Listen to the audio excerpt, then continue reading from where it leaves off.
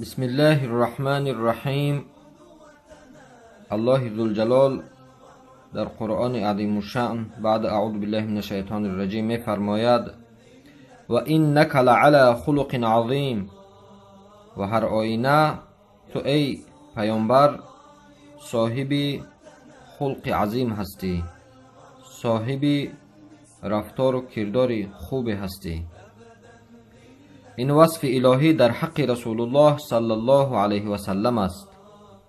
در دیگر آیات ها نیز رسول الله صلی الله علیه و سلم با این صفت های نیک وصف شده است. رسول الله صلی الله علیه و سلم چند خدمتگار داشتند.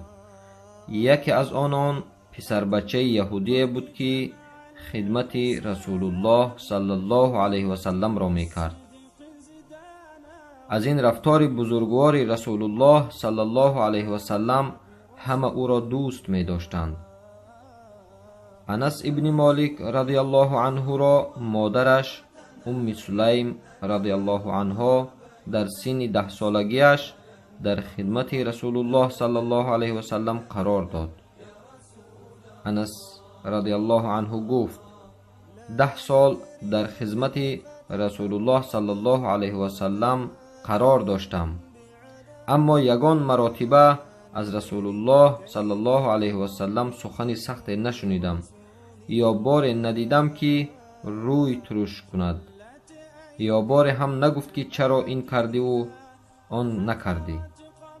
و بر ضمن این انس رضی الله عنه از برکت دعای رسول الله صلی الله علیه و سلم برخوردار شده زیاده از 100 سال عمر دید.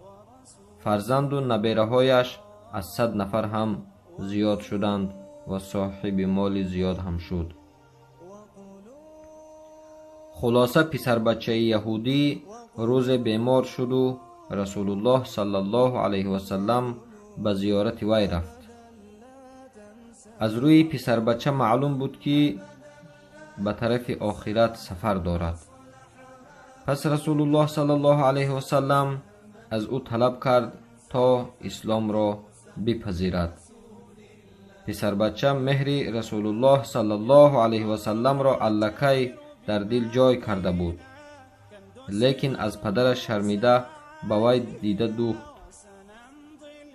به پدرش نگاه کرد. پدرش گفت ابوالقاسم را پیروی کن. پسر بچه گفت اشهد ان لا اله الا الله و اشهد ان محمد رسول الله.